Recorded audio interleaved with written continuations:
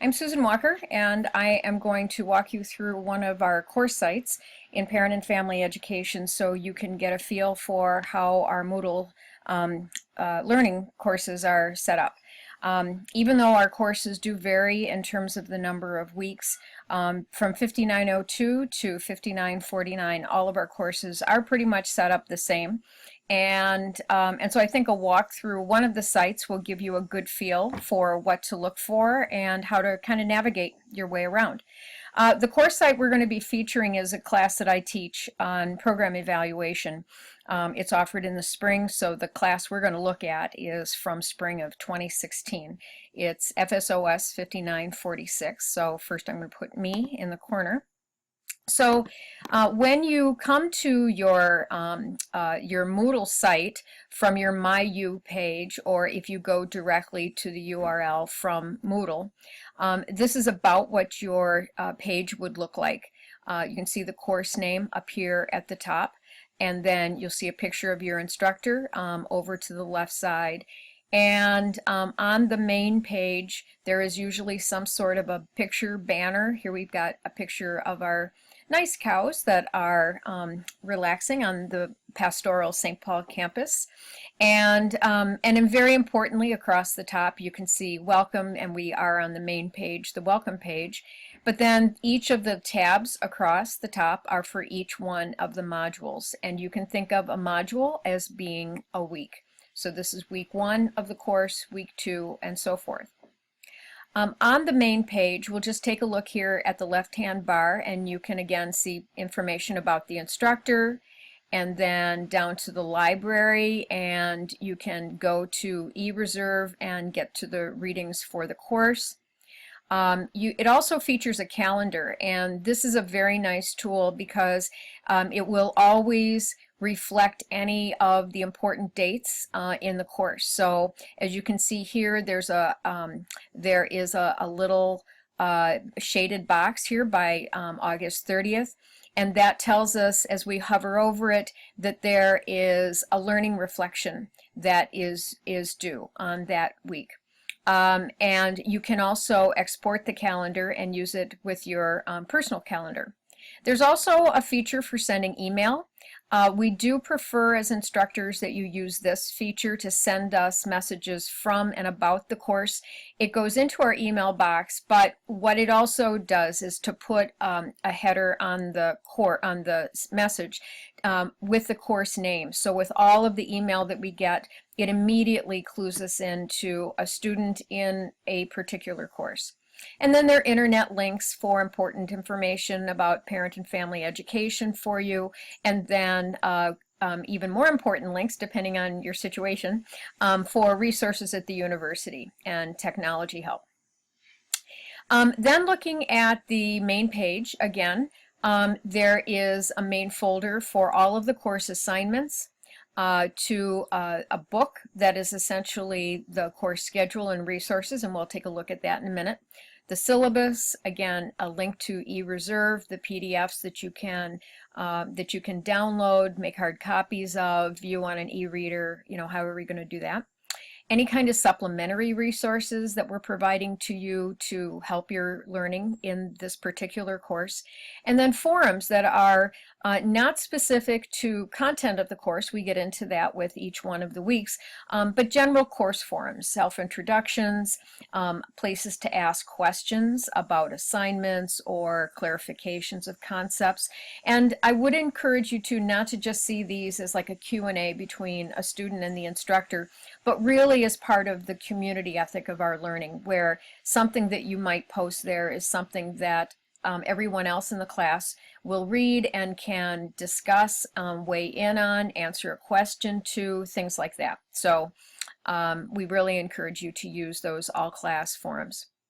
Back up here with this little book-looking thing that says course schedule and resources, it's a really nifty layout because it will go through, it does almost read as a book where it goes from an introduction to each of the weeks, and then following here along the left, you can again go to Module 1 and see the recommended schedule, the layout for Module 1. We'll return to this.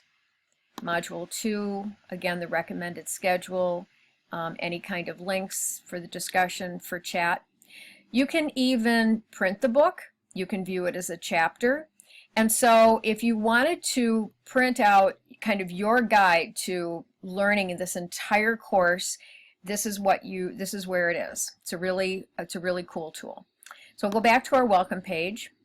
And here we are again, back with our cows. And now we'll go to look at one of the individual learning modules. This looks very similar for each one. So we go to Module 1 and we can see that it starts with learning objectives. We click here if we want to go back to our schedule and resources that we just looked at. Okay.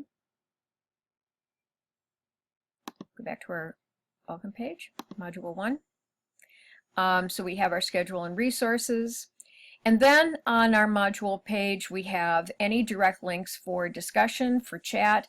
If there's any kind of assignment that needs to be turned in that week, there's a link for that as well. So again, let's just turn back to our schedule and resources.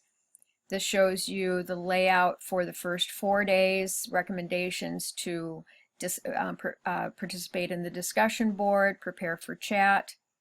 About chat on day 6, and we provide you with sample discussion questions that we might cover during chat just to help you prepare for the content. And then again, a link to any kind of assignment for that week.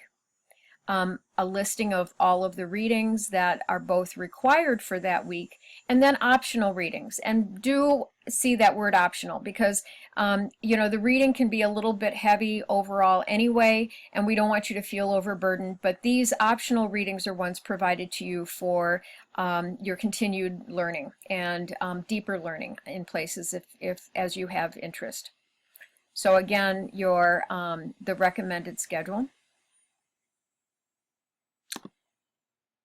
Okay, then we go back to Module 1. So our schedule is there.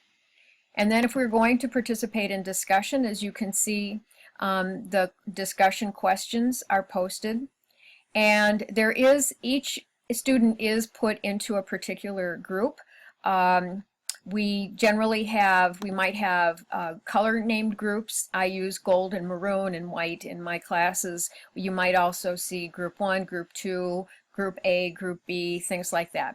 But mostly it's so that we can break up our classes of about 20 students or so into smaller groups for discussion.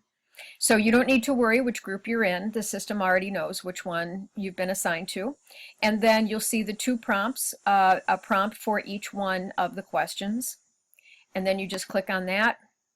And again, you'll see the question. And then you hit reply to the question, which then takes you to a box to write out your response. If you wanted to, you could post a file, but most people don't. It's just your text response, and then post to forum. We'll cancel this out. Okay.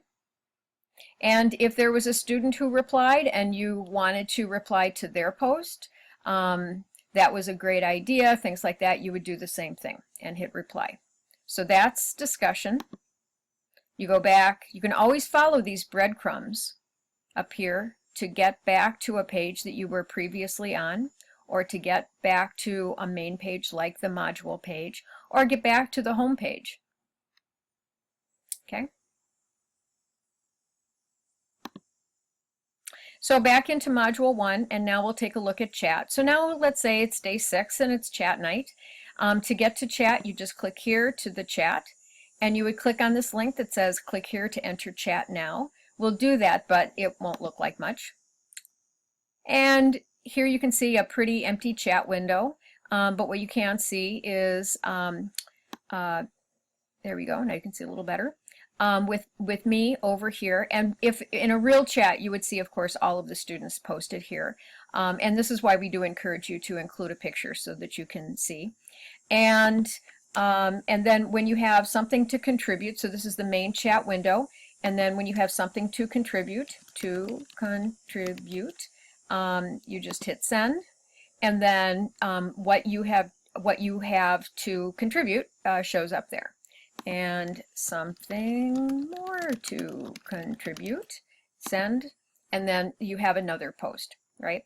And so we just go back and forth, and so that's what the chat window would look like. So we'll close out of that. If you wanted to look at past chat sessions, you could look at that just to see kind of what the discussion was like in another week or from another course. So that's chat. And then the third thing I'll show you here is on if you're going to be posting a submission for an assignment, our learning reflections, that sort of thing. So here we just click on that, and there you can see the prompt for the assignment. If there's a file with more information, like an assignment file, that would be linked as well. And then for the submission status, and so this is one where I've already put in a sample assignment file, and this is what it would look like after you've submitted something. So you can see that it's been submitted for grading, when it's due, when it was modified, things like that. I'm going to take you to show you what one would look like before you've submitted anything. And so here we'll go to reflection on modules 2 and 3.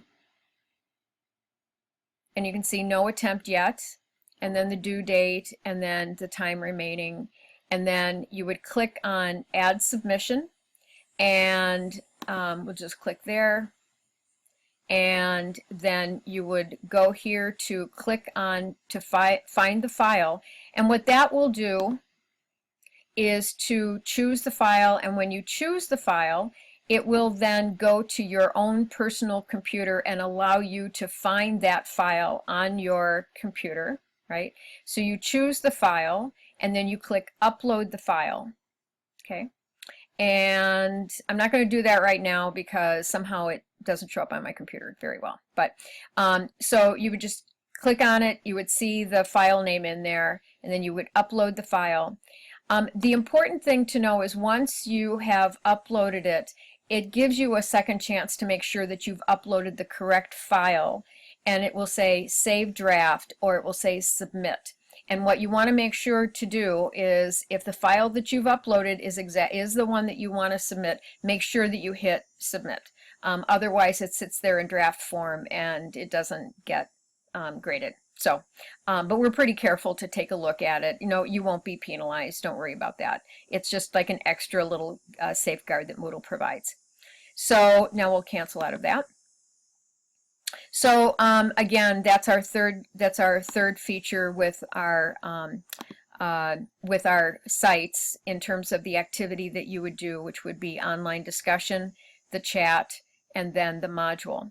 The other thing that you might do with a course would be if there are videos to watch, and you would find those again in any kind of schedule and resources that would be here laid out, any of the readings. In this particular course we don't have too many videos, so I don't have a good link to show you, but you can be sure that if there is a video that you need to be viewing, a podcast to listen to, any other kind of file, we'll provide it to you. Okay? So that pretty much takes us through one of the courses. You just go through it week by week by week. You can also get to the gradebook by clicking on grades, and it will open to your individual page. You don't have to be bothered with any other information from other students or anything like that. It will lay out each one of the discussion, or each one of the assignments, whether it's class discussion, whether it's class chat, each one of the reflections, anything that's graded in the class. You'll see here in your grades, you'll see what the actual grade would be, what the range would be, and then it always does a running total for you so that you can always sort of keep track of how you're doing relative to the total number of points in the course.